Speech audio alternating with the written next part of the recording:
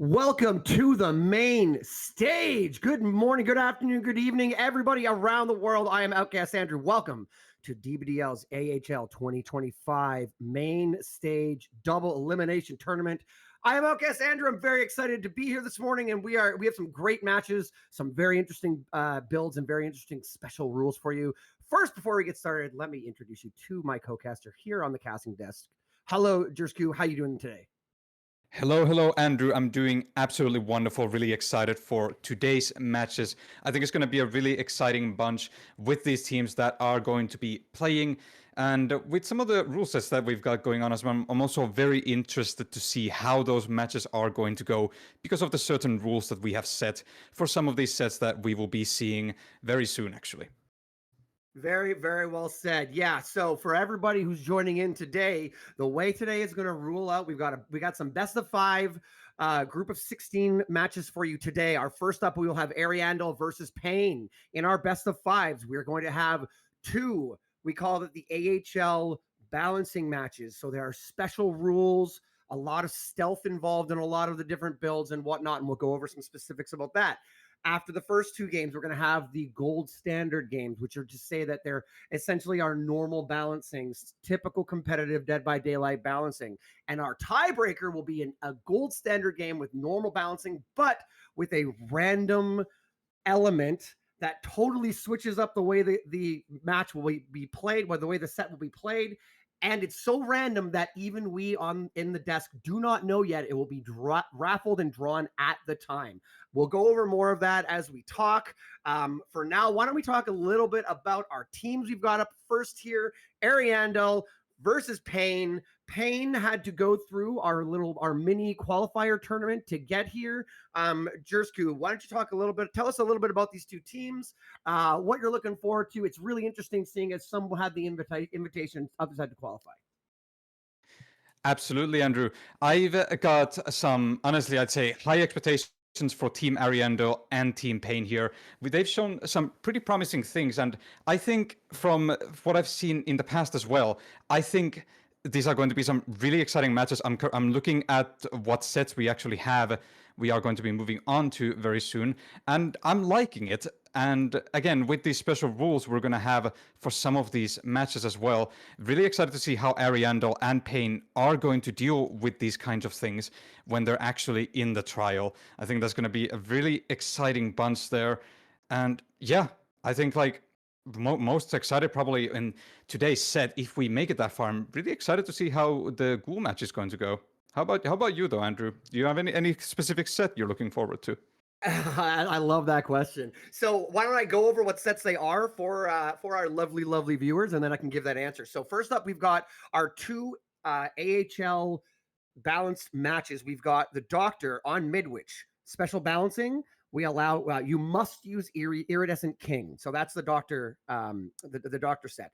After that, we're going to have a Bubba match on Leary's, where you are required to take either one of 2 hex perks, which we'll talk about a little bit later. And the survivors are not allowed any perks against Bubba. So that's very interesting. After that, we got 2 standards. We've got the Nurse and we've got Ghoul, and then we have our tiebreaker Pig. I'll say this, Jersku, if we go the distance, which given the fact that Ariandel is a very strong team, it's going to be a very big. It's going to be challenging, but possible. I would love to see the Pig match with the special modifier. I would say that Pig it's such a weird one for me to say I'm excited about Pig. Definitely excited for Nurse, but I'm really excited about the format. So we'll see how Pig goes. So that's kind of how I feel about that. Now, very important to point out again. So Ariandel and for each of our matchups, each matchup in the first round here is going to be a invitational team and a team that went through the qualifiers. But just if you were a wagering person, it would probably be pretty smart to wager on the invitational over the qualifier. But that doesn't mean it's a foregone conclusion that they're going to win. So I'm really interested to see how some of these teams that came up through our community cups and other scrim nights and stuff like that can fare on the main stage. I think that's really interesting. I think we potentially can see some I don't like calling them upsets, but some underdog stories here. Very interesting. Yeah, I absolutely agree. I think it's going to be a grand old time. It's really exciting with this, like, we've got Doctor, we've got Bubba. Like you already said, these sets, really interesting as well that like there's already a specific few like rules for each of these killers and some for each of the survivors depending on what killer we're going to have because with Bubba you've got the thing that survivors are not allowed to bring perks on the Bubba match, which I think already is going to be rather interesting. But what also is like very exciting to me in a way with the Bubba match specifically that's going to be in the Riz is that Bubba has to bring either Hex Overture or Hex Ruin. And I'm pretty sure, if I recall correctly, the craziest thing that's like really interesting to me is that survivors are not allowed to cleanse said hexes during the entire trial. So I think that like that's really exciting to me. I think that's going to be hopefully a really exciting match as well. We're going to see with Bubba in action. But yeah, really excited. And we currently have survivors and the killer prepping in the lobby for the first match of the day. That's awesome. Yeah, why don't yeah, that you're absolutely right. I did not mention, but yeah. So Overture of Doom or Hex Ruin. Just really quickly for looking who we got loading in. We're going to be having Bubbo for Ariandel killing at first, and then we'll have the survivors of Pain. And I was just about to list them off, but I was too slow. We're loading in, so give me 1 second there, and we will show you who we got loading in here. So we are loading into the Doctor. Now, a lot of the AHL sets, the balancing sets, are going to be indoor maps. So we're going to have the Doctor on Midwich. The way it worked was there were 5 different indoor maps. Each team got to ban one, and then the team that picked the set got to pick the map. So this is going to be Bubbo and Ariandel's pick for the Doctor on Midwich. Midwich is such an interesting map. You're going to be in range of having a shock blast throughout the whole map. Basically, you're going to get hit. So very interesting. We are loading in right now here, Jersku. Why don't you take it away and tell us about our builds here and such. Absolutely, thank you very much. So as we know, and as we have now started the match, so very basic thing that we've got one survivor who's going to be using a blue flashlight. We're going to see a firecracker. But, and again, good reminder is that the Doctor has to be using Iridescent King, which we did see on the build there as well.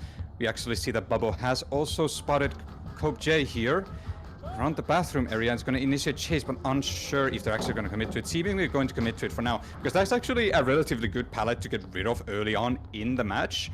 And honestly, I'm liking the build. I'm liking these survivor builds, honestly. I think they're really funky, they're really unique in a way, and I really look forward to seeing how those builds are going to synergize with each other during this match. And just if Bubbo's going to be able to apply enough of that early game pressure, especially to be able to get that first hook, but we do. It's also important to keep in mind that Corrupt is currently active. We also get those Pain Res stacks a bit later on, hopefully for him. Ruin is an interesting perk on Midwich because in general, it's a very strong perk and totems are hard to find. But, and you can see that we actually got lucky here. If the totem is in the room we're in right now, that is a guaranteed spawn totem in the library there.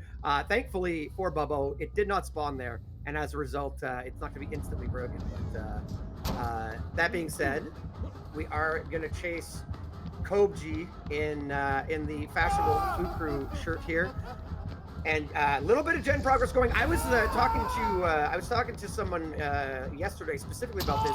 When you're looking at teams that are some of the best teams in the world versus some of the sort of up and coming teams and whatnot, the thing that really sets them apart is when I feel like they're really competing strongly on the world stage is when you see that gen progress, when you see that gen efficiency. So that's something I'm keeping an eye out here for Pain. I want to see how much gen progress they can get in this first chase. Looks like we've got Baz outside our ace taking a hit here. Now we took the hit, but it doesn't look like we got much distance for it because maybe there wasn't a full communication that the hit was coming in just yet. So it looks like we actually did not get a lot of distance, and Bubbo is now taking them to this exit gate loop where there are a couple of totems. We see that we may have called out our hex totem there. We'll have to see. And it looks like we're going to have our first down here, Jersku. Yeah, absolutely. And it is quite the same. For the Survivor team, we do not have any generators completed yet. We do, I'm pretty sure, have multiple people pressuring several gens at the same time. There's also going to looking to be a basement hook as well. But definitely going to be interesting to see how Team Pain is going to do here with the generator pressure, especially because it's really important to get that pressure in, get those gens done. And we actually do see one of the gens pop right there upstairs. We also, another gen is relatively close to being done, but Ruin is going to have its effect over time since Ruin has not been gotten rid of yet. But interested to see what Team Pain is going to do to play around it, how to perhaps counteract Ruin a little bit, because they do need to keep in mind that those generators are going to regress incredibly fast if they do not think about what they're going to do with Ruin in play as well. Looks like we were rocking in here to maybe go for a save, but thought better of it and turned around. Yeah, we're just doing a little bit of baiting here, trying to see, but that shock blast there is going to show where some of our survivors are. So interesting again. I know most people are pretty familiar with it, but Iridescent King gives a whole plethora of inflictions that your madness gives against these survivors. Opted to go for discipline as well, which is going to increase or decrease the release time of your shockwave. So looks like Kobje might be going to struggle here, and we're looking to start another chase. There is the struggle. Another gen pop though, so survivors are doing okay there.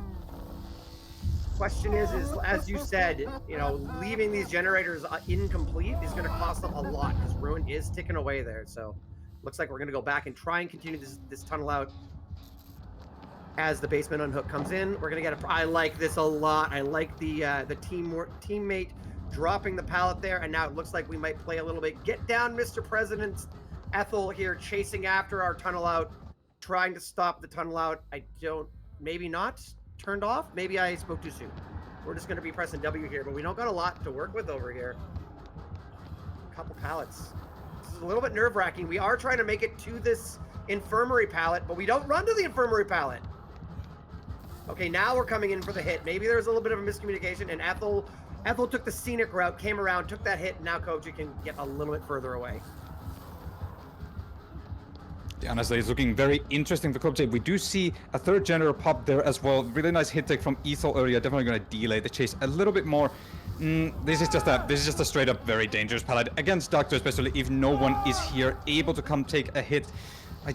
We did see, I believe, Torso finishing against earlier, gets down near a pallet, but I don't think it's quite enough, and I think they unfortunately got vacuumed out of the area and no one is able to save them regardless. So this is going to end up in resulting being the third hook stage for Bubbo here and the first kill, and I think that's going to be quite detrimental to Team Pain as well. You also see Pain Rest stack proc there. It's going to be quite detrimental to Team Pain because 3 survivors against Doctor is going to be so much harder than 4 survivors against Doctor. Particularly because the basement hook meant we saved our pain res for that death hook. So survivors, often when the first hook comes in, they wait and see, and okay, we're not getting a pain res good. Obviously, basement shows that there wouldn't have been a pain res, right? Unless we're running Monster Shrine randomly. But yeah, so we're not going to have anything there. Now, this looks like Ethel is trying to go down under pallet, but is it a bait? Looks like it was a bait. I believe that was Baz there with us, so Baz is going to Baz wouldn't have really been able to come in and be safely. Otherwise, you're looking at a slug, and now you got a 4K2 situation. Interesting perk, good old pony perk there. We got Boil Over making that hook a little bit more difficult, and I gotta say, pretty strong perk on Midwich as well, because often you don't know exactly where these hooks are, and they're not easy to see, seeing as you're crawling through hallways of a school as opposed to an open field like you are in maybe Rutgers or something like that. So. We're just holding. I didn't see where the survivor is. I hear them. Oh, I hear them I hear the injury on the hook there. I'm not sure why we didn't kick that pallet, but looks like very concerned about maybe Torso Man sneaking in for a save. So we're looking to try and stop that. That was not a pain res, I should point out. So still no pain res on our Claudette. We're looking around, patrolling these generators. These generators are really nicely set up here, Jersku. Yeah, seeing as they're kind of all reachable from the courtyard. Yeah, you can see the hallucinated doctors there showing us where both survivors are. comes over to checks progress on that generator. We know that other generator. I think Bubble was just watching that gen regress, by the way. So I think that was why we were kind of like hovering between these over here. Ethel is going to go struggle, so that's going to be another double hook state for one of our survivors. And I think we're going to engage. Never mind. I was going to say I think we're going to go try and track down our injured survivor Baz, but nope. We'll just make a new injured survivor in Torselman here. Yeah, absolutely. Bubble is giving out some really good pressure right now. We do see the save happening here, but it is a really rough spot here. Bubble just opts to go for Ethel instead, and it is just looking rather rough for Ethel. I don't think there's much they're going to be able to do a little bit of fake pallet action there as well. And that is unfortunately, I believe, going to end up being the second kill here for Bubble, which definitely is going to be.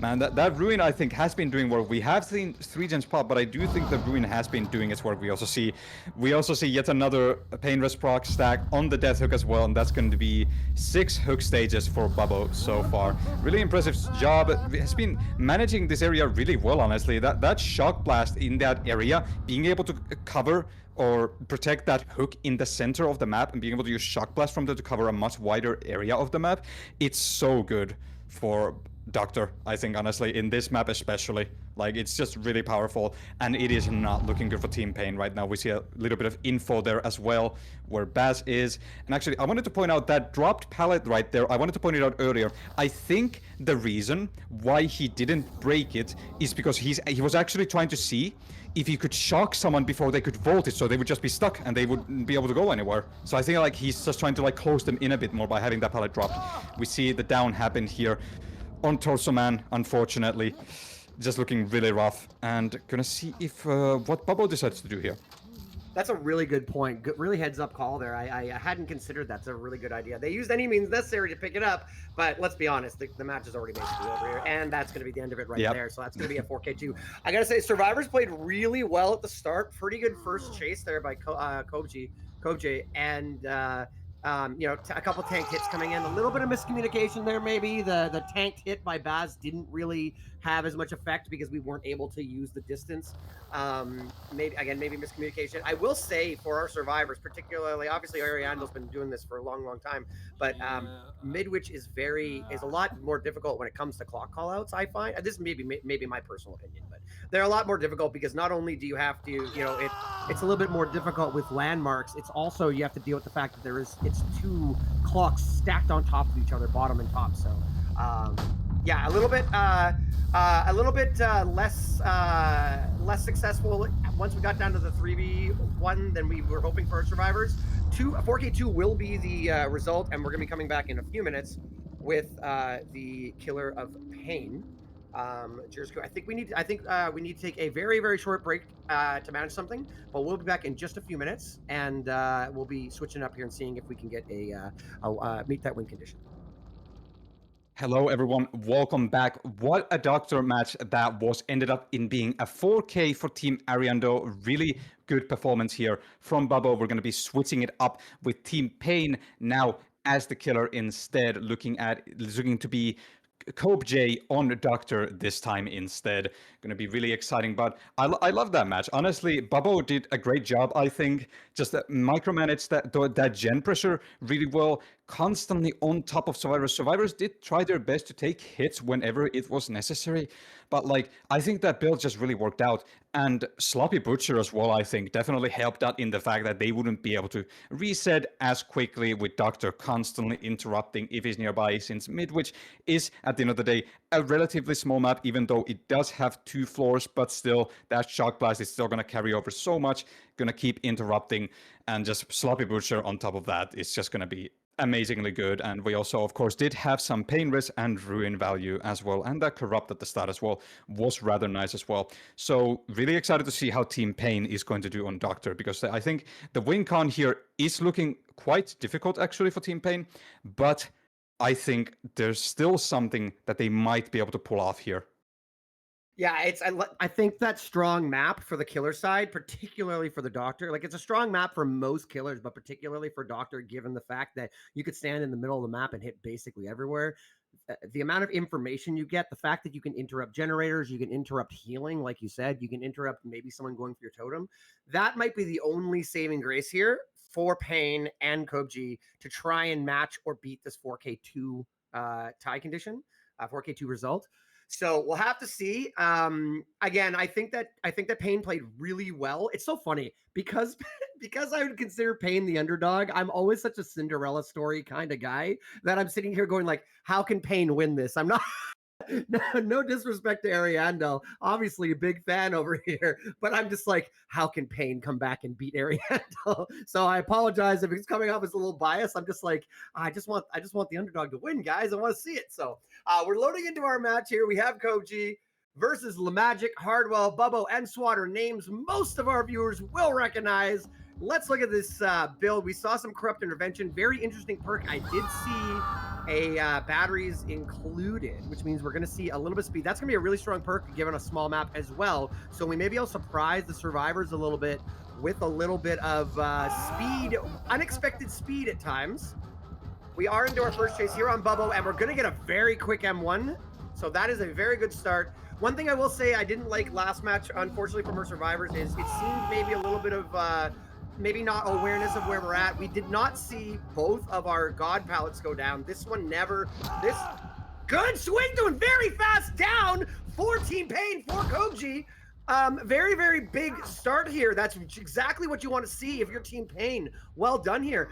Yeah, sorry, I was saying typically you want to make sure, if you can, especially even in the first chase, drop those god pallets. There's one in the stairwell and there's one in the infirmary, and we never saw the infirmary pallet thrown. That being said, the infirmary pallet didn't do a whole lot for Team Ariandel. Survivor here, and Kobji is looking for more, chasing after Lemagic. Very good start. 45-second down.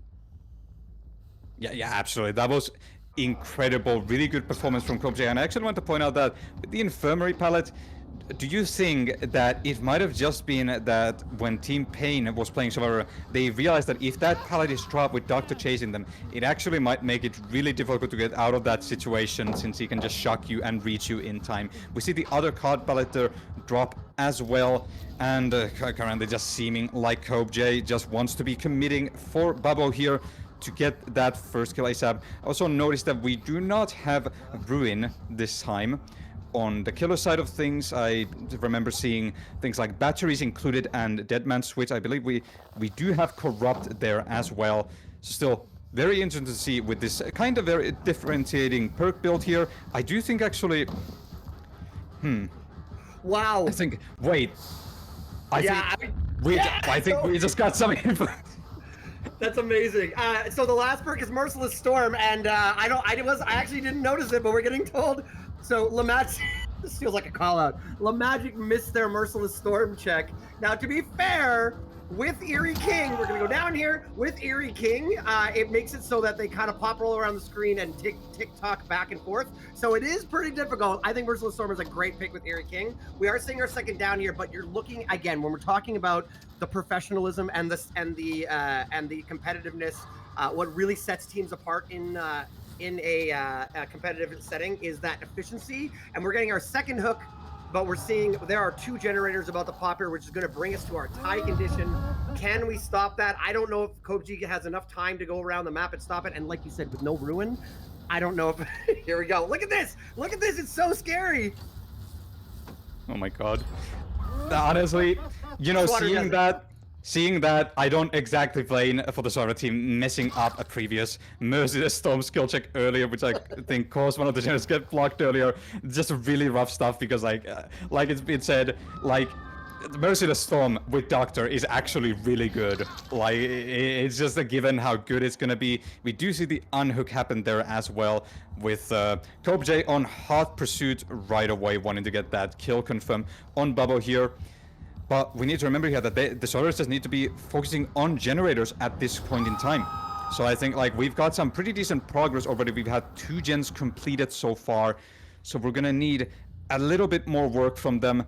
Currently, Lemagic trying their best to help out Bubbo and keep them safe from dying. We see the hit happen there, which is definitely gonna help Bubbo, especially gain a lot of distance here. And they seemingly just beat the sun. Actually, no, I thought they would not, honestly, I thought they would keep running around the top side. But I guess not. Maybe they have a survivor working around in that area. Actually decides to commit for Lemagic instead to down them, but it's probably going to end up being a slug situation here, which it definitely ends up being. Bubba is definitely in a little... Wait. I was gonna say that Bubba's in a little bit of danger there. no! He did! CoBJ lost them! Oh no! Oh, that's really bad. Yeah, I was gonna say, I don't know if you're noticing this, but it's fantastic. I was watching in that chase right before the first hit came out on Lamagic. Watch the right side of your screen, everybody. Look at that. That haste is wearing out. Look, and it just kicked in again. This batteries included speed is really fast. I know it's only 5%, but look how fast it's basically looking at permanent. We're basically looking at permanent. I'm holding my breath here. Permanent Bloodlust 1 before Bloodlust kicks in, and unfortunately, though, great attempt by CoBJ. Great job by the survivors in Lamagic to take it down for their teammate. We're gonna see the death on Bubbo, but we did see the 4th gen pop, and that is going to be the win condition. So that is going to be the win for Ariandel in our first set here, but really well fought. I think that was really possible. I think that the only real thing that could have changed and maybe made it better, it's really hard when you have a tough win condition, because I think CoBJ needed to, was very worried about camping a hook and watching 3 generators pop in exchange for in exchange for a hook state. Because of that, had to range out, maybe get some saves, and we just weren't able to see that pressure. The unhooks came in a lot quicker. They got a lot of body blocks in the way of it, and as a result of it, you can't be in the same place at the same time in 5 different places. And CoBJ, really, really great effort, but unfortunately not going to be quite enough. And as you see on your screen here, Lamagic and Hardwell is probably going to finish this last generator. No pain res, no ruin. Made the regression game a little bit harder to deal with too as well there, Jersku. Yeah, I absolutely agree. We have Merciless Stone kicking with 2 swallows. No, it's interrupted. Not possible there because of the screaming, and it is going to be blocked. Unfortunately, that is not going to change the result. Ariandel does take the win there, but honestly, I will say, really, really good effort from CoBJ. That first down was really fast as well. So I think that was a really impressive start from CoBJ. But like you said, unfortunately, not quite able to provide as much pressure as the other Doctor, and it's just looking rough. And like you said, fast unhooks, like the quick unhooks, I think are definitely helping out with someone constantly pursuing these generators. And we're probably gonna see CoBJ going here for Swatter here. Actually decides to just drop the chase and head back to the gen that previously had a lot of progression on it because of Merciless Storm. It was blocked. Don't think it'll be done in time. Yep, definitely not, because someone was working on it. Gets interrupted here though, and now at a pallet that is going to be extremely hard to mind game against Doctor regardless.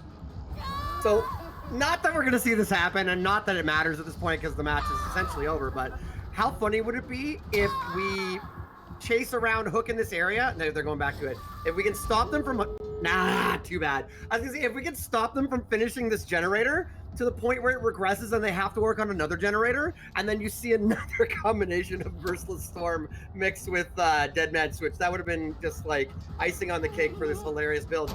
Big head-on play by Swatter. Swatter does it all. Swatter stuns killers. Swatter nails skill checks. And we're probably going to see a few people get out the door here, but CoBJ is not satisfied, wants to go for a little bit more. Yeah, absolutely, and I will probably be doing the same thing as CoBJ if this was the scenario, just to maybe get a little bit of style points, maybe get a little bit of extra score here. You get a little bit of practice. Never hurts to get a little bit of practice in either to be able to do those good chases. We see a reset happening in there. On Hardwood, they do get picked up. Lamagic taking a hit there. But yeah, like you said, I think this is definitely going to be at least a 2-man out here for them. But they are being chased very close to the exit gate, which I think CoBJ will hear very soon. And I don't know if they're just going to go for the slug or pickup. Looks like they are going for the slugs, and they did hear this gate. They heard this gate being opened, I think. So that's definitely why. Ooh, nice fake out attempt there, but wasn't quite enough because with the way that tile is structured, it's really hard to win a mind game like that because the killer can just react to it relatively quickly. I was waiting to see if the shot came through. Okay, it didn't matter though. Fun fact, some people aren't aware of this. It looks like, it might just be on the HUD, but it looks like Hardwell is now tier 3. Tier 3, you can't heal, you can't, like some people don't know this, sorry, this might be just basic DBD stuff, but some people aren't aware of this. In tier 3 madness, you can't heal, you can't work on generators, but you can do exit gates. Not entirely sure where the distinction is, as far as behavior, sort of game design, but you can finish it. So that shock was only going to ever give a second of delay, but yeah, it looks like we're going to get a 3K here, unless unless Swatter down the bottom there is the fastest crawl you ever did see and makes it out the door, but we'll see.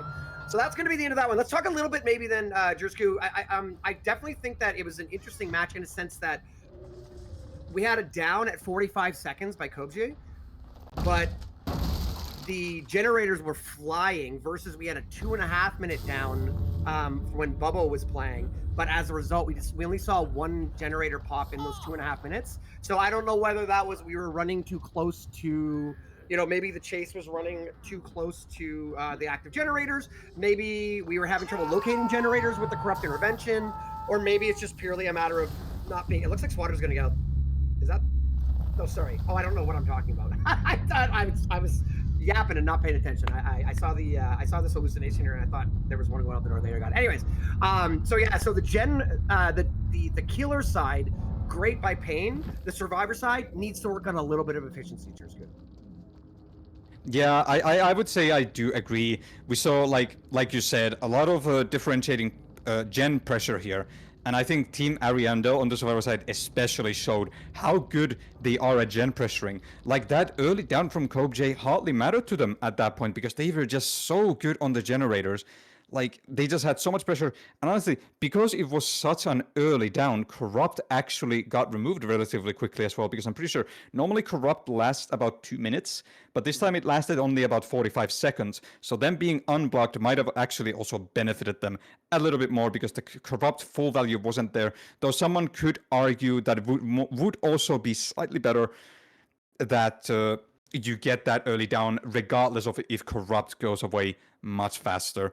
Though I think that was still very interesting, but definitely congratulations to both teams. I do still think that Kobje showed some promise here, showed some good mechanical skill with Doctor as well, but unfortunately just wasn't quite enough, and Team Ariandel ends up taking the first set win there, and now we are going to be slowly transitioning over to the next set, which is going to be Leatherface on Larry's Memorial Institute, and this is Team Pain's pick this time. Okay, so this is wild. So our special balancing for this is first, there are no perks allowed by survivors. So the survivors are going in bare, only their wits, their will, and their ability to throw pallets and vault windows. No perks, nothing at all.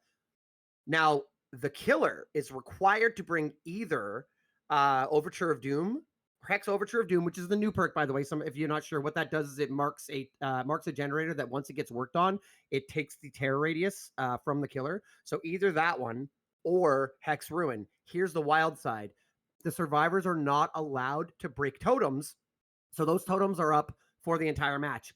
Also, if the killer, this is a little bit of a spoiler, we'll get into it when we get into the match, but if the killer decides to bring other totems, the survivors obviously can't tell which totem is which. They're not allowed to bring any totems. So our Bubba matches are going to be wild because you're going to be looking at potentially multiple strong perks that cannot be countered in the typical way, which is to break the totems. This is going to be crazy and scary. I'm really excited to see how it goes. Now, Leary's is a pretty strong map against Bubba. I keep on almost saying Bubbo. It's a very strong map against Bubba because windows tend to be, pallets are strong against Bubba, but we also shred them. Windows are harder to deal with because obviously you can vault through, and we can't chainsaw through the window once you've vaulted through and left. So it's going to be a challenge for our killer, but again, the killer definitely has the advantage where it comes to perks in this match, wouldn't you say? Yeah, honestly, I do agree, and very much agree. Otherwise, as well, with what you said about just like windows and all the things that survivors can work with in Larry's is going to be so strong against Bubba in normal circumstances. If it was a pub match, that like Bubba would suffer so much if survivors were allowed to bring a bunch of different kinds of perks. That would just be a really difficult time for him. So it makes sense why survivors in this set are not allowed to bring perks against Bubba. And I'm currently looking at the set here, looking at what perks this Bubba has decided to bring, and I like it. I do like this. I think it's going to be very exciting, because we were talking about Windows earlier, so we might have some perk that might have something to do with that. That I think will definitely aid Bubba in this kind of map especially. So honestly, who knows? Maybe these Bubba players are actually going to get some insanely good results. So we have to bear in mind, Larry's also has a lot of safe pallets usually. There's a few pallets that are a bit RNG decided depending on where door holes may spawn. But then there's also some full-up guaranteed guard pallets that are going to be really strong for survivors. So it could still be anyone's game. It could be. So I mean, we're spoiling a bit here. I'm going to we're loading in right away, so I'm going to go ahead and say it. Yes, obviously, one of the perks we're going to see here coming into the match is Hex crowd control. My question I'm wondering is this: Hex crowd control works on 5 windows at a time, right? Like it basically it blocks a window. It permanently blocks a window 5 times. If you vault a 6th one, the first one gets unblocked. It's like bamboozling a second window, right? So if you bamboozle a window and then you bamboozle another window, the first one unblocks. I'm wondering, and maybe I'm speaking out of turn here, and we'll have to see what happens. I think it'd be really interesting to see survivors actively blocking different pallets and stuff like that, like blocking different windows, like potentially intentionally blocking windows that are not useful, so that they know where to chase and where to stop the blocking. Anyways, so we are in on the match here. Kobji again on our killer. Rocking. Let's. I'll out the full build. We did rock Corrupt Intervention, but we've got Hex Ruin is our required perk, so that is going to be active the entire map. So basically, any pressure on the generators will begin immediate regression. Also, it did get a bit of a buff recently. It's up to 150 now, I believe, 150% regression, which is nice to see. I think that it needs to be that strong. Maybe I think it needs to be that strong, but I don't know about in this setting where you can't get rid of it. But we also saw crowd control, which we're gonna call out right there. There's our first vault. We've also got a very spicy perk that will come in after several unhooks, but we'll have to play it. Unfortunately, Kobji did nick the corner there, and that's going to cost a little bit of chase time here. Yeah, absolutely. Really unfortunate tangent for Kobji there. We saw a little bit of crowd control value there, which definitely I think could be useful later on down the line. Actually, did Kobji not spot lay magic there actually, or did they just opt to ignore them? I feel like they might have not actually spotted them. So very curious to see what's going to happen. That ruin is also going to be very interesting to see if they're going to get a lot of value out of it, because we do need to keep in mind that chases against Baba can be relatively extended, so survivors may not need to worry about ruin as much at all times. And like, well, yeah, as you can see with Larisse, some of these window setups are just like they constantly keep coming after and after each other, and survivors just have so much to work with in this map, especially against a killer like this that may have a bit of a harder time using their chainsaw, especially in a map like this. Just so many closed off and tight spaces. They did spot lay magic. They're trying to sneak away there, opts to not vault the window immediately, which honestly I think is a fair choice here. Tries to play a bit safely on the pallet there, but oh, this is just gonna be... was gonna say it might be a 50-50. The hit does end up coming after. Did I just see... I thought I saw someone's hand poking through that door, but no, that was not anyone's hand poking through. Anyways, yeah, we do see the first hit come in clean. Unfortunately, it's gonna take quite a while for Kobji to catch up to them here, since I do think they might be building up Bloodlust slowly here, if they are in chase. And there's another prime example of one of the pallets that are so strong that the Baba just has to break through. By the way, I saw that same thing too. I think it was our very fashionable glowy boots reflecting off of the door back there, by the way. Interesting to note, we haven't mentioned it, Ariandel is dressed for the occasion and is rocking some Halloween outfits here. This chase is going on a very long time. We haven't seen a gen pop yet, but if you look at your HUD, 3 are about 80 to 90% done, and we're going to start seeing this falling apart. We are 3 minutes into this match, and we have yet to get a down. I understand the effort of going for an M1, but in the sense that we've now left the chase, I don't know if that's going to work out. It's interesting with crowd control. When we're dropping chase and going to other chases and whatnot, I understand the reason why. But crowd control is going to end up being, oh, good swing through there.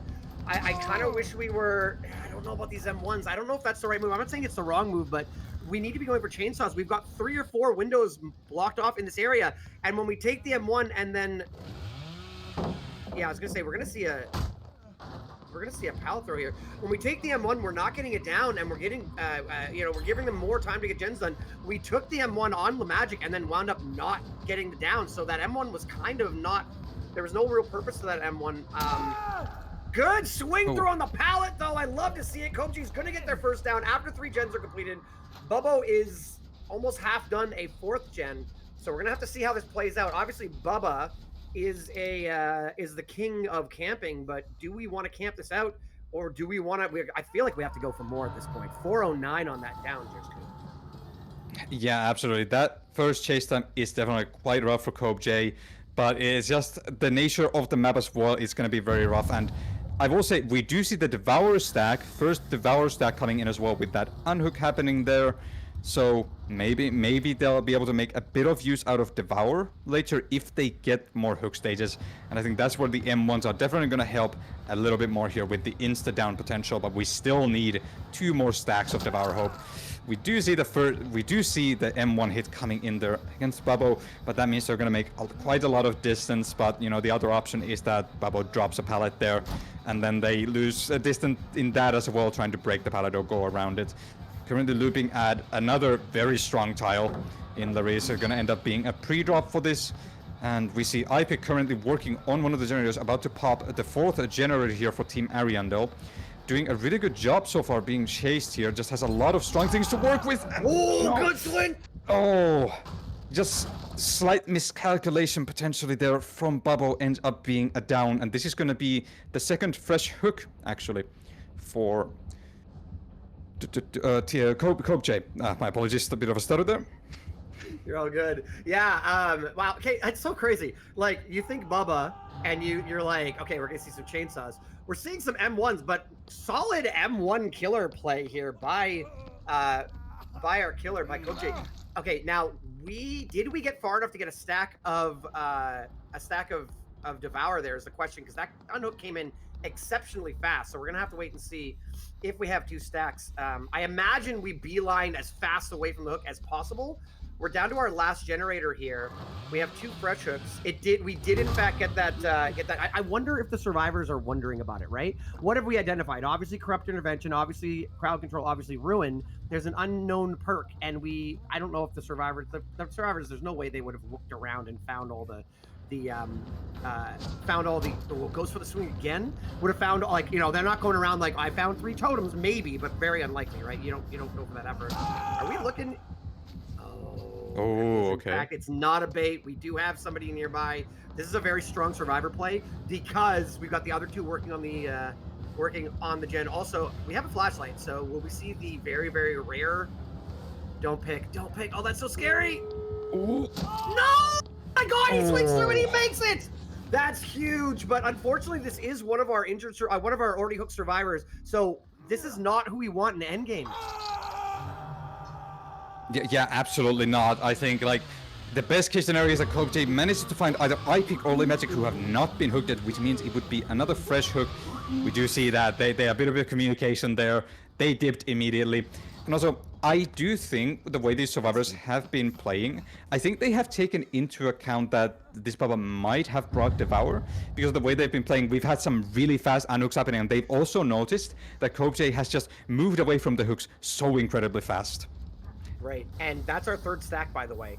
So it's active. Now the question is, can we track somebody down? Oh, this is such a bait. They want Swatter to die because Swatter's worth 2 versus if we found Ipik or Magic. So I don't know exactly. I wasn't able to see exactly where everybody was, but I bet that CopeJ was sniffing out. It looked like they were looking for Magic, and I bet that was this here was okay. Swatter, go throw yourself in front of the killer so that we give up 2 instead of one of the fresh hooks getting caught.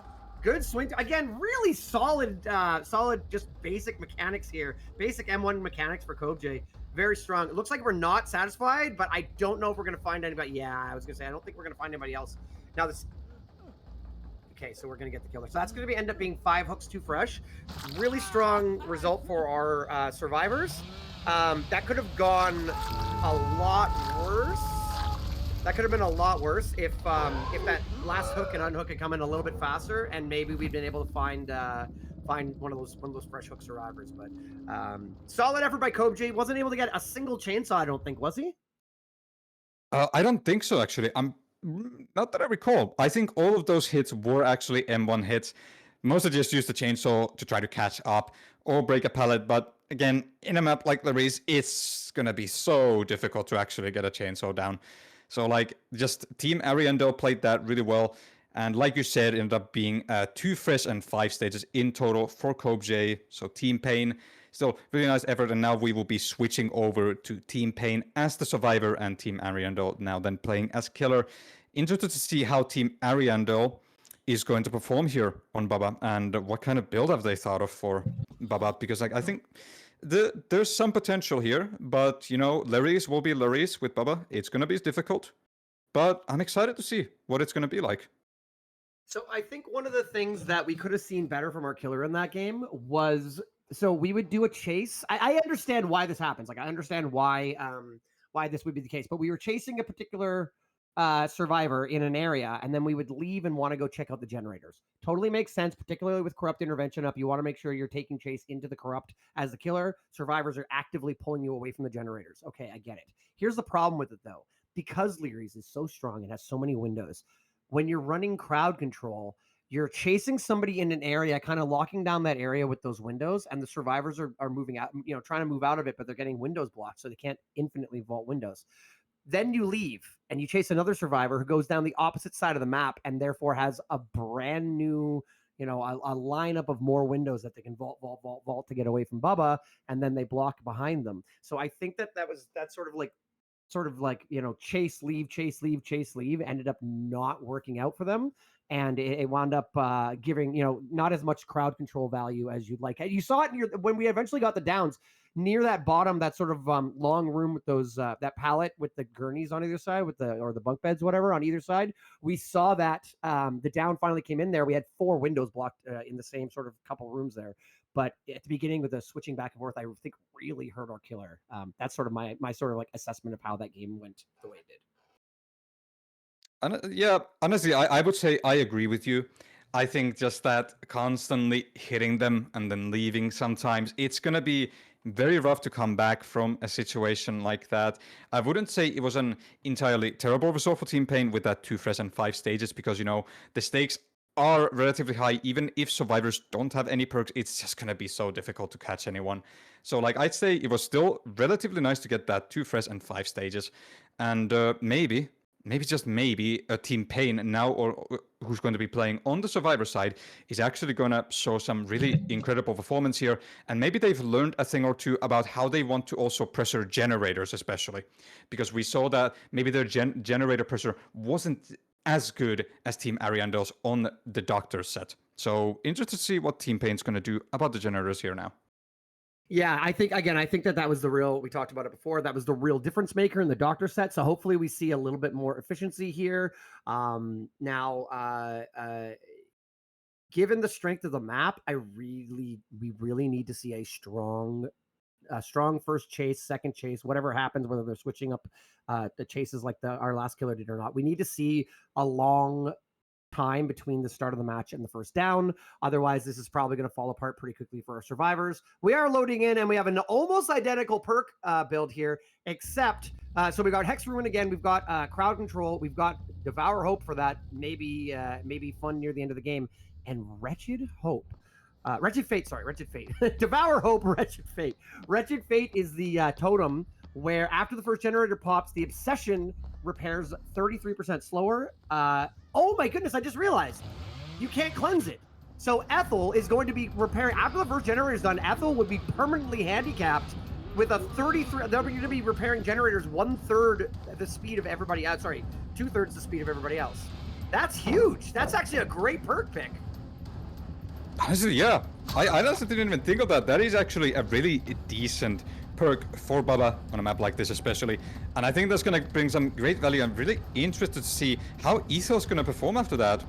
Once that perk really kicks in, and that's going to be a down, unfortunately. The pallet's on the different side, and that is actually a relatively fast down compared to the previous match we had there. It's going to be quite rough actually, because we don't have a lot of gen pressure, or rather we don't have a lot of generator progression on a lot of these generators. We do have multiple people working on these separate generators, but like none are that close to popping. And if Bubbo now manages to interrupt CoBJ and or Ethel, it's going to be rough, and we might not see generators popping right away, since Ruin would also come into play there. So like, and we do see CoBJ being interrupted here with the generator that had the most progression at the time, but unfortunately now going to regress. Wait, is that a hit? Oh my god. Yeah, I knew it. Wow. Yeah. Oh. We greeted the pallet there. I saw when we ran through that pallet, my head was on fire. My brain was on fire. Like, throw the pallet, throw the pallet. Now you want to greet it, but throw the pallet. He's faster than that. Throw the pallet, throw the pallet. Doesn't throw the pallet. And now we're going to see a second hook come in. Second fresh hook. That's going to be eventually 2 stacks of Devour Hope. So we're getting to that point where now those M1 plays that we forced on Kobje last match, bubbles are going to be significantly stronger. We're still at 5 gens here. This is, I don't know what you do here as survivors other than just stop getting hit, you know? Yeah, honestly, it's looking really rough right now. Like Bubbo had just a really nice start to the game. It feels like everything just kind of went right for Bubbo. Just played really well. We see the second Devour stack coming in there as well. Like, honestly, I think the full 4 hex build was definitely the way to go here. With the fact that survivors are not allowed to cleanse them, so it's going to be really strong. And look at this. This generator has regressed so much. I think it was at like 80% before, but now it's regressed back to like 50%. So looking rough. We see Bubbo coming in here to try to deny. Misses the swing there, unfortunately, on Kobje. But like, that generator is regressing quick time. And none too many other generators are close to being done again. That's a forced pallet drop there. There is going to be another strong tile here, but I don't think they're going to make it in time. No, they're not. This is going to result... That's unfortunate. That is very unfortunate. Not quite able to win, but you actually see a survivor, Ethel, hanging around the area. But I don't think there's any chance that they're going to be able to save here. Wait. Uh-oh. Oh, wait, no, hang on. Oh, no. Oh, no. That is... Wow. So... yeah, you can, not that this was gonna happen, but Ethel can get hooked, and we can literally stand and have a nice little conversation with our friendly neighborhood Claudette. We can stand there and ask about her day. What did you have? Did you eat breakfast this morning? Did you go for, what's the weather like? We can have a little, again, we're not gonna do it, but we could literally just face camp Ethel right now, and the game is over. So obviously we're at 5 gens. There's no reason to do that. Again, we greet a pallet, and it's gonna cost us again. Kobje does not learn from the first accident and makes another mistake, unfortunately, and we're going to see Kobje go down, and that is our 3rd stack of Devour Hope. So we may start to see fireworks here, even though we've pretty much already been seeing fireworks, but they're really about to go off. Our first generator pops, so the good news is Ethel will be repairing generators slower. Wait, that's not good news. We'll have to... Yeah, I wouldn't say that's absolutely good news for the Survivor team. Like, wow. Just like, Bubble has been doing so incredibly well so far. Like, just some really good stuff. And this is going to be another one of those 50-50 pallets, though we do have a slightly stronger pallet here, I think, but that's still going to be relatively difficult with the pre-drop having to happen. Pallet gets destroyed really quickly and looking quite rough for Torso Man, because if Bubble runs this right, which ended up not happening, but the window did get blocked. But if they were able to zone them a little better, they might have not been able to get that window vault as efficiently, and there comes in the Devour Hope. There's no need to use the chainsaw anymore. Like, it's on now. They have to be a lot more careful now, because he doesn't need to worry about using a chainsaw now. The only thing he has to use a chainsaw for, maybe break a pallet or two to get some of the stronger ones out of the way, but otherwise it's gonna be M1 town here, and it is so tough, and that is also the 4th fresh hook for Team Ariandel. That's the win condition there too. That is yeah, absolutely. That was our 5th hook, and we have more fresh hooks. So that is going to be the win for Ariandel. But there's still a lot of maps to go on here. So I'm wondering, you know, I like to look at. Yeah, I mean, what are you gonna do, Baz? That is a quote unquote god palette if you know the exact checkpoint to swing through, and yeah, the last one comes through, so Baz is gonna die on after one stage. We're gonna get a chainsaw. I wonder, thinking back to survivors and how they handled those chases, particularly Kobje not throwing the pallet. I wonder if maybe that's just overconfidence or unsure about the distances or what that was, but I mean, like you said, loading into this match, there's a lot of really strong pallets on this map, and I think that particularly before the first down comes in, I think you really got to, or you know, first down or 2, I guess, because that was the second down. You really got to just use the pallets. The threat of you waste the pallet. Oh no, you've wasted a pallet where you could have maybe possibly greeted it. versus now I'm dead. Now I have no gen progress. Now we have 2 people on hook. Now we're in triage mode where we're just trying to save. Torso Man is going to go down. We're going to see a second more here. Yeah, I just feel like there's too much risk, not enough reward for saving 1 pallet. Maybe they were aware of the area they were in, and they were scared once the pallet was gone, they wouldn't have any recourse, and they would go down. But in the end, it wound up really costing them, and the result is going to end up looking like a 4K4. Yeah, it is looking like a 4K4, and absolutely, like you said, I agree with you that like it's better in this kind of map, especially to play it safe. Like if you're even a little bit unsure if you're gonna make a pallet or not, like I think you're better off just dropping the pallet there. Like see, these are strong pallets, and CoveJ I think has learned that maybe they just need to be pre-dropping pallets a little bit more, though. Unfortunately, is not going to make a difference since Team Ariandel has won the Bubba set. But I think, like, again, it's really important to keep pre-dropping in places like this, just to slow Bubba down in places like this, because like that distance made, even just a few seconds of distance made against Bubba could make such a night and day difference there. And like it could be so monumental. Actually decides to not go for CoveJ anymore and fights Ethel instead, gets rid of that strong pallet around the office area. But like, yeah, there's just not really any chance here, I think. Oh, wait, no. I think they were both seen running around the same area. That's unfortunate. I was going to say, I really respect Bubbo here. Bubbo is actively, like, it looked like CoveJ was getting a good chase. Okay, I was about to say this, and then I'm about to cast a curse here by saying this. I was going to say, I really appreciate Bubbo going for best possible result here. It looks like he was going to try and secure the 4K4. But, moral victory for the survivors. We do get a second generator done. Looks like we're going to end up with at least 2 done. Probably that's it. Looks like we're dead here. Yeah, that's going to be a big, strong throw by a big, strong man. And I'm sorry, but there's no pallet saves. There's no pallet saves when I can just shove the chainsaw through you.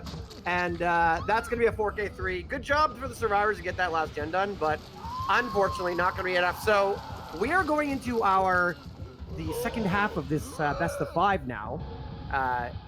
We're done the AHL special sets, and we're going into the gold standard balancing. My goodness, choking on my words.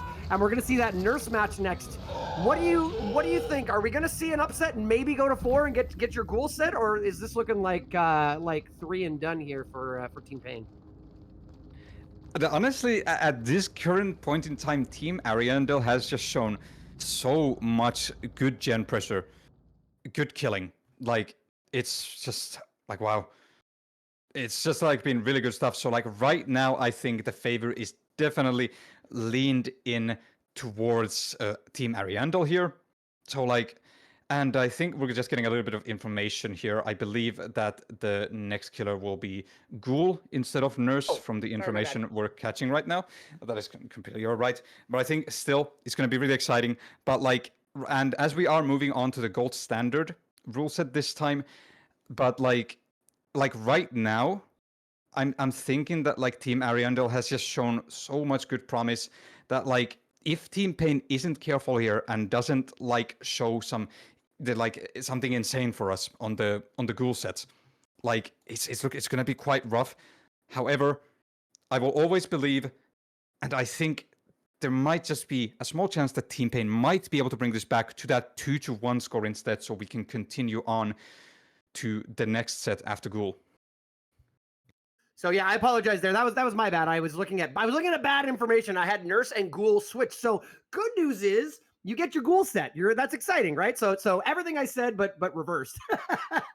Ghoul is a very scary set, definitely. On Shuffle Pit is interesting though. I feel like you can get quite a few gens done on Shuffle Pit, right? Like, I mean, in theory, Ghoul has insane mobility, but with the sort of top and bottom split of generators, if you can just take the chases for the right place, die in the right place, hopefully we can see a good result here.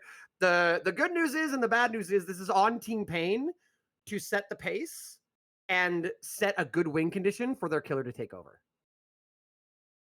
Yeah, absolutely. I do think that's going to be quite interesting seeing we're setting up for the lobby here. It looks like we're going to have, so we're going to have Team Team Ariandel here as the killer first, and it looks like it's going to be Hardwell as the killer first. And as we're setting up, I think that's going to be really interesting because, like, I think another pointer that I actually wanted to make, looking at a little bit of these rule sets, looking at just what Ghoul is all about here and what Ghoul's allowed to have and not. There's quite a few add-ons here actually that I think are commonly quite popular for Ghoul, but now some of them are not going to be allowed. So I think this is going to mean that Ghoul players especially will have to show a lot of skill. And I think what definitely should, and I think will happen in these matches with Ghoul, is we're going to see a lot of cutting survivors off, getting ahead of them, body blocking windows and pallets. And I honestly think those kinds of things with Ghoul, I think those are really exciting. And it really, in my opinion, displays the amount of skill that you can have as Ghoul when you block the survivor's path with a really, really nice Kagune leap.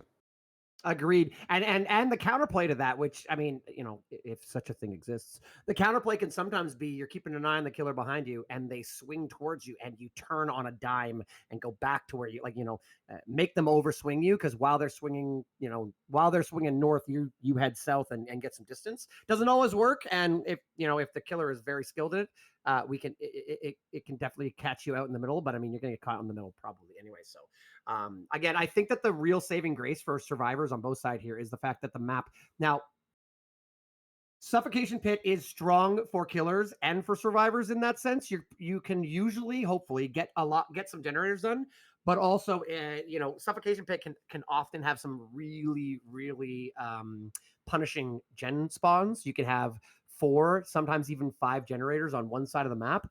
The best case scenario for the survivors is you'll have 3 by main building, 3 down track side, and 1 somewhere in the tiles in the middle.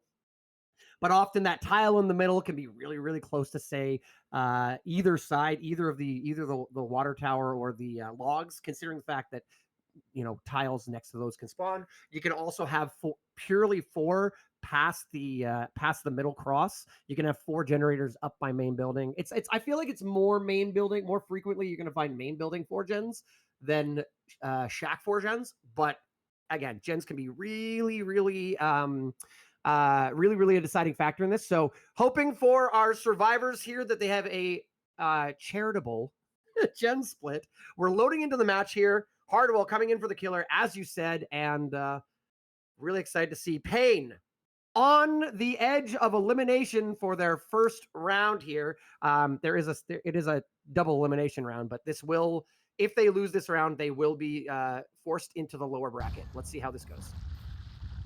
Absolutely, looking really exciting. And now that we have loaded into the match, looking at some of these builds, I'm liking it once more. We see a little bit of champion flight, and actually gonna spot Kopje here. We do get a little bit of sprint burst action there, but against Ghoul, this kind of scenario will happen, and I think that early injury is quite inevitable against someone like Ghoul, since Ghoul's power allows for just so much early injury and just that good pressure. But I think what's also going to matter is how fast can they get that. Oh no, Kopje loses the 50-50 there, and that's looking to be a very, very rapid first hook, unfortunately, again. Wow. So I'm gonna listen. I whatever, and that's gonna be a hook, by the way. No pain res on that hook, so we save the pain res for Kopje after a really fast there. Listen, okay. Whenever I give my prescriptions, whenever I give my advice and whatnot on the caster desk, I want to always put a little a little asterisk next to it saying, listen, every player in the fog today is a better player than me. Okay, those who can't coach, my recommendation to Team Pain and specifically Koji is drop some pallets. That greed pallet, that is 2 games in a row where we saw a down come in due to a greeded pallet. Really good team play here by Baz. We're gonna keep Kopje alive a little bit longer to hopefully get some generators done. But great job staying on that side of the pallet there. So that's really good. Kopje clearly skilled, clearly knows what they're doing. A little bit on the greedy side when it comes to pallets, and unfortunately it's cost them 2 games in a row. But we are seeing a good checks. Again, look at very, very well skill here.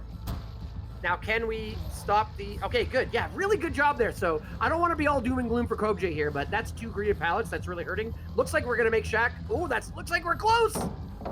Okay. Yeah, honestly, like, you can definitely see that CopeJ is a very skilled survivor. They do understand how to counter Ghoul, how they work, but unfortunately that's gonna end up being a down. But like we saw at the shack earlier especially, they know their check spots. They do understand, like, on a very high level how this game works and how they're gonna be able to play really well. So, like, yeah. Despite the fact that CopeJ has gone down again and is going to probably eventually lead up in being an... Oh, that was close. Probably gonna end up being a second hook stage for CopeJ. It seems that Hardwell just goes back for them. Wants to get that second hook stage in for CopeJ, a little bit more pressure. We have had one generator pop, which Team Pain has been working on, but I think we're definitely going to be needing to see a lot more generator pressure here. And we actually do. We actually see a second generator pop there on the main side, I believe. Currently chasing out the ball, and unfortunately, that is a medium vault, unfortunately. So that ends up being a down in that kind of scenario. That's really unfortunate. Yeah, like again, CopeJ, great second chase. The unhook comes in while Baz is on the ground here, so we might be able to get them away. I don't know who we saw for the people. I don't know who had it. We are going to see a pain res come in here, but with 2 gens recently popping, I don't know how that's going to go. Now, CopeJ is hanging out in shack. The where did he run to? Just kidding, I didn't run anywhere play. I'm enjoying this. So hopefully, doesn't seem to have worked though. We're getting a sprint burst away. What resources do we have in the area? We vault that. Okay, so we do have a couple pallets here. Looks like I think I saw Ethel coming in to maybe take a hit. Okay, just don't greed, CopeJ. Just don't greed. Just don't greed. You're doing great. Sorry, that sounded condescending, but I didn't mean it. Oh no! But the unfortunate vault, and that's going to be okay. And I don't know if you noticed, this is going to be. I like the heads up play by Hardwell on that second hook. Hardwell hooked closer to the generator that had progress, saving this for now. That is going to be on death hook. CopeJ does get their pain res comes through, and that's really going to hurt the gen progress. So we're going to see a death at 3 gens left. Really well played. I think CopeJ did a great job after that first chase. But now the survivors are going to be going to have their work cut out for them. We have 3 generators down this shack side, and I believe one of the generators far down the other side popped. Yeah, so that generator on the right side of your screen is kind of by the water tower in the tile, so it's kind of closer. So we've got a really sort of bottom heavy side gens, and survivors are going to need to do a lot of work to crack those. Oh, I'm sorry, it was not in the tile, it was actually at the water tower here. Yeah, absolutely. With these generator placements, it's going to be quite interesting to see what Team Pain is going to do here about them. We have spotted survivors here. Actually, unique running pattern there. Almost manages to avoid the injury as well, but unfortunately that's going to be an injury on Torso Elman. But I think that was still pretty unique pathing, and almost avoided it. But this is going to be quite rough here. We see that Eruption is procced on that gen now as well with Call of Brian. They're helping and wins the 50-50 there, unfortunately. Decides to slug instead to try to stop them generators from progressing, and does end up kicking this and spots Baz. Yeah, if we get it down on Baz here, we're in really trouble. This is really unfortunate. And we get the sort of kidnap tech that's not a kidnap tech, but it's going to end up in the down on Baz. And now, okay, well, so good news is Ethel managed to rotate from the bottom side of the map all the way over and pick up the only healthy survivor, the only survivor that wasn't on the ground recently. I was about to sing the praises of Torselman, saying, look, Torselman takes chase at Water Tower, prolongs the chase at that tile there, and then ends up, and yeah, we're just in a slug situation. Ends up taking the chase. The top side was a really good choice, but, big but, unfortunately went down, got beat on that pallet. I don't know what the right move is there. Unfortunately, we're going to get an injury here on Ethel. We're going to get the pickup while our Rize is going to do a little bit of screaming, but we're going to get another down here on Baz, and we're looking like 4K3 territory. It would have been really good to see the survivors get one more generator done, but I don't think it's going to work out that way. Yeah, I don't think so. That's really unfortunate. Really nice effort. Honestly, I love that. Goodness. I love that. That is great. I love that tech, dude. That is so nice. Really, really nice play from Ethel there, even though this is probably going to be a 4K3 here, unfortunately, but still, I love that. That is probably one of my favorite techs to use against the Ghoul. It just looks like you need so much, like, thinking strategy there, like, how you want to do it, where you're going to go after you've done that. Are you going to mistime it? And it's just things like that. It's just really cool stuff, why I still enjoy this game. And really nice cut off there as well. Oh. And that is going to end up being a 4K3. Really, really impressive job from Team Ariandel again. That was exactly what you want. Like at the very end of the match you were looking forward to, had the exact thing you were talking about in pregame. But with the great using that Kaguni leap to jump, put yourself in position, jump ahead of the survivor, and block off that pallet. Again, did it matter in the grand scheme of things? Probably not if we make that pallet. But again, really clean, very mechanical, clean mechanical play by our killer here, Hardwell. Gets the 4K3. Now it's unfortunate that end kind of happened so quickly that we weren't even really able to talk about the fact that, yeah, like really, if we could have got at least one more generator done, you'd be in good shape. But now we're going back to how we looked in our doctor match, where we have a really strong win condition. The killer is not going to be able to come in and play maybe their typical strategy, right? What's your typical strategy? Get it down, get a hook, patrol the area, chase people off nearby hooks while not leaving, while still being within striking range of the hook when the unhook comes in. The reality is that you can take the chase down to Shack side and have 3 people pop gens up main building side, and they can let the survivor dangle on hook. It's going to be really hard, near impossible, to see a better result here for Team Pain. Don't want to count them out yet, but that is even the best teams in the world struggle when they're coming into a really hard win condition, and you can't play that strategy. You can't play that standard strategy of camp a little bit, proxy camp a little bit, chase people off gens, but make sure you can tunnel out. Like you almost can't tunnel out. You know what I mean? And if you don't tunnel out, you're definitely not going to win. So it's kind of like column A, column B. Either way, you're kind of messed up. So. Honestly, yeah, I do agree. And I think Team Pain definitely is going to have to give a run for their money. And like you said, the usual strategy may not quite work here because the win con is going to be quite rough with Team Pain having only finished 2 generators in that match. So it's just very interesting to see. Like Team Pain on the killer side will now have to bring in something incredible to make a comeback on this. Like I think it's looking rough. It's looking tough for Team Pain right now. However, we will have to see how they perform on Ghoul here as we move on, start loading on into the next match, which we are now preparing for in the lobby. Kobji seems to be. I'm less familiar with Team Pain than I am with Ariandel. Obviously, Ariandel's a name that anyone who's watched competitive Dead by Daylight will know for at least a couple years. Particularly specifically the players more than the team, obviously, with some of the shuffling around we've had. But Ariandel, obviously from season 10 this year.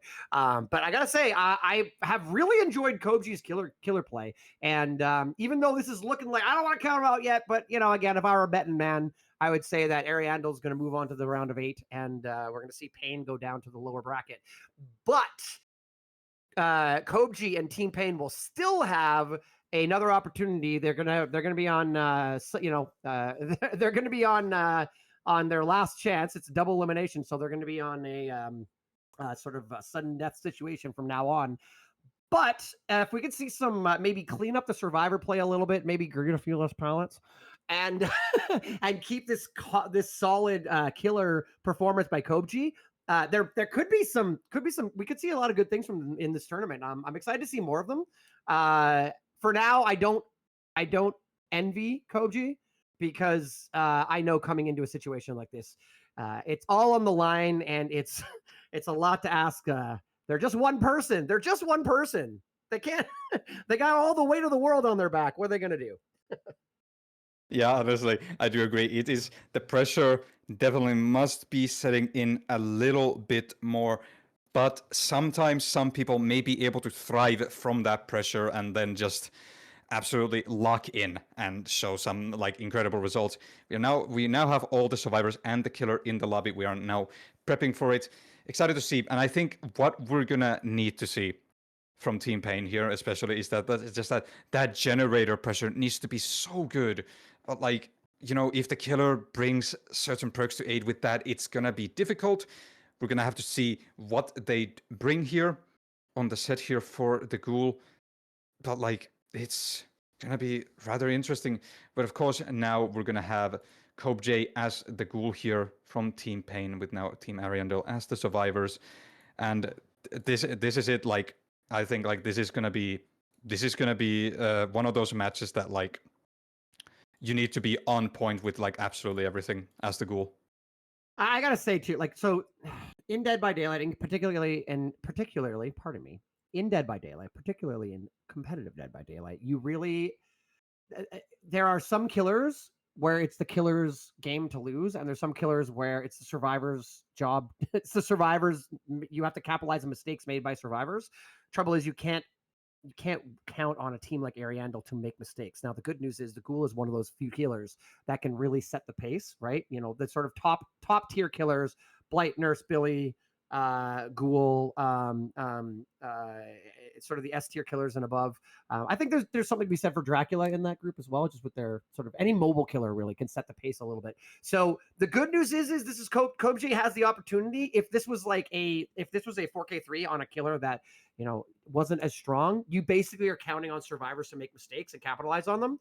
So the bright side is that you can kind of set the pace yourself as a really strong killer, as a mobile killer, as being able to put injuries around the board. The negative thing is that, yeah, if you're counting on the survivors to make mistakes, to capitalize them, you might be waiting a long time because Ariandel's been very clean today. I mean, that being said, you know, first game, Kobji got a insanely fast down on Doctor, so crazier things has happened than seeing a fast down on Ariandel. So I am hopeful for Team Pain because I would love to see some more of them today.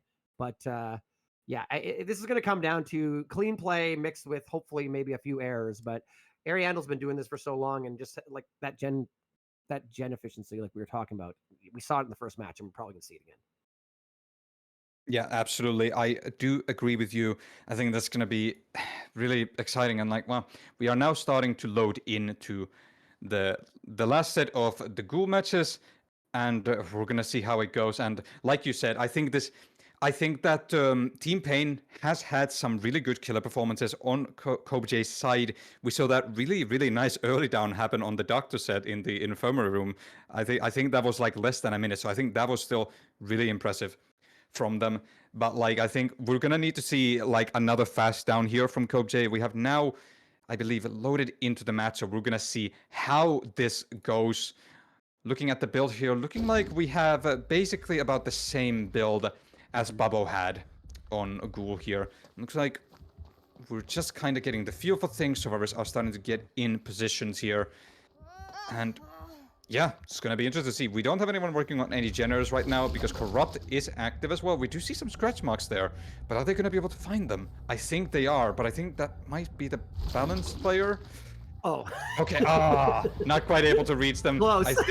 I think this will be an injury. Yeah, it'll definitely be an injury, regardless of that fact, but not a deep wound injury. It's good to keep in mind.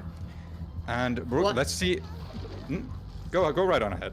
Right, sorry, I didn't mean to. I was going to say also without the actual Kaguni leap hit, we don't get into our power. Like we don't get into the power where we get the 3 leaps and the faster cooldown. So that's actually going to cost. I'm sorry, I didn't mean to jump in there on you.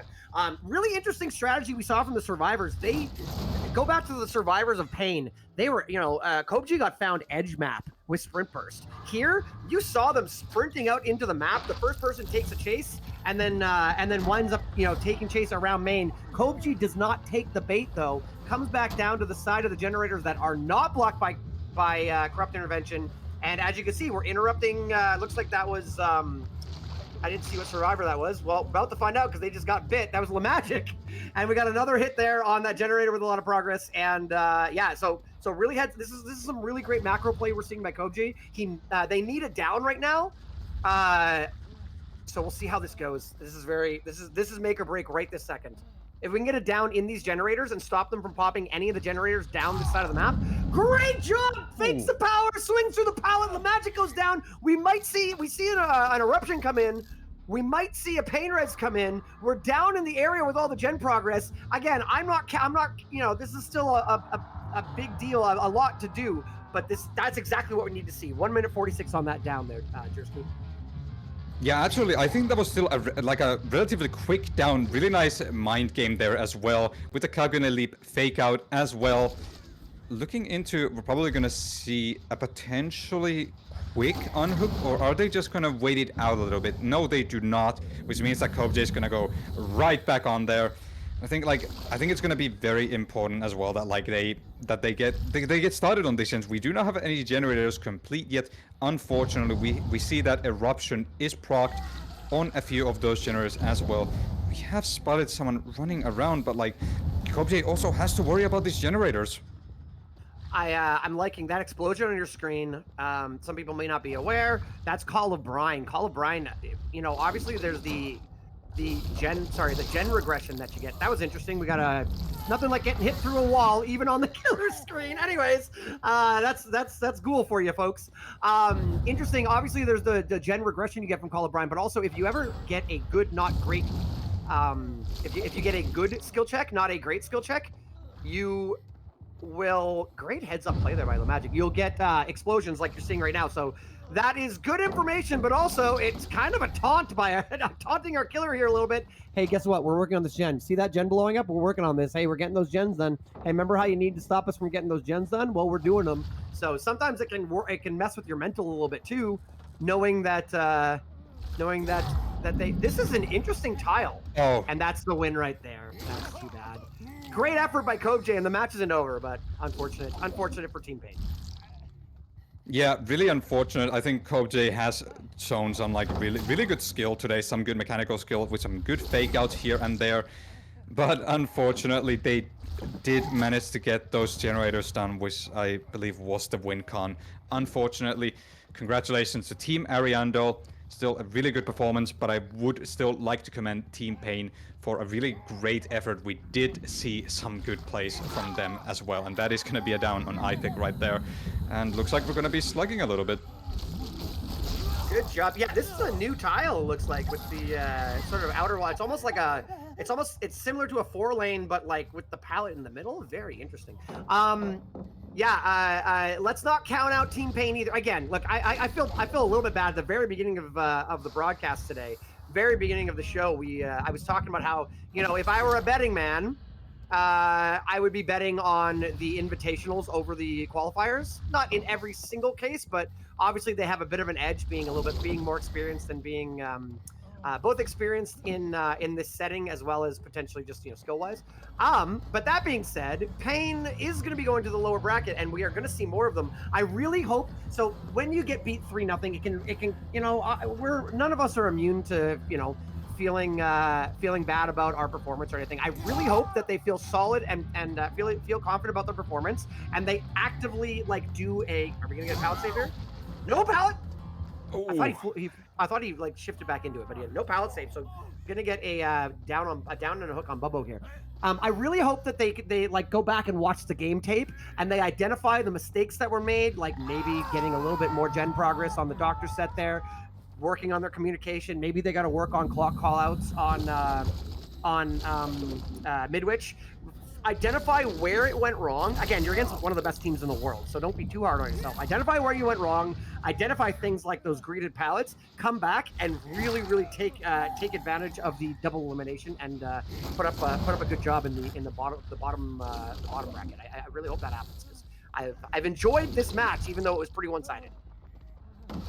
Yeah, absolutely. I have still enjoyed it regardless. We saw some really cool stuff from both sides regardless. And like you said, it's always good to eventually look back on how the games went, what you can improve on as a team, because no team is born perfect. There's a lot of practice, a lot of things that go into that to become much better later on. And I do think that Team PAI will be able to reflect on this and become so much better in the future, because we did see, don't get me wrong, we have seen some good things from Team PAI today as well. And I think like one of my favorite things was just like seeing those good plays as Doctor, especially being able to close off on certain areas is just like really exciting.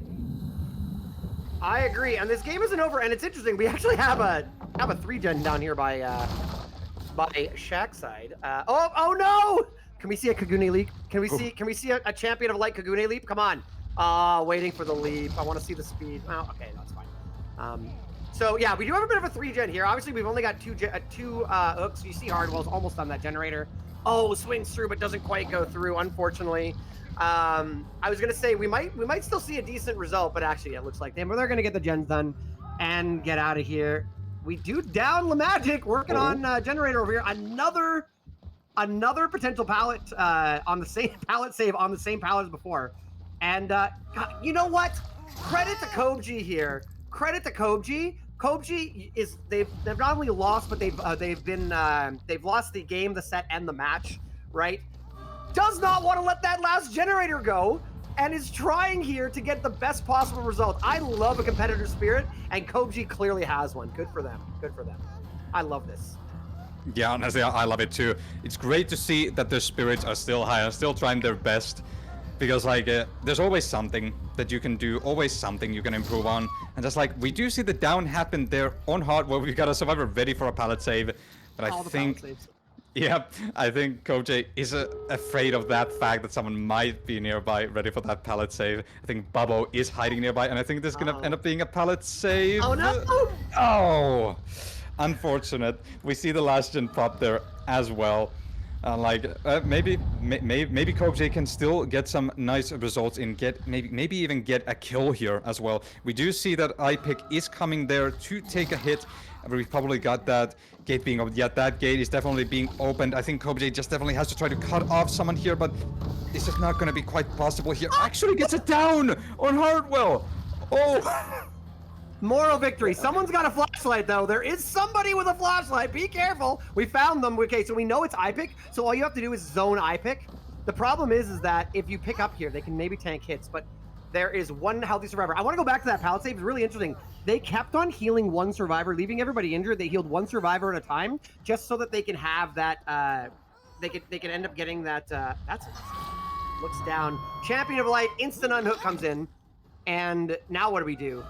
Try and body block? I mean, yeah.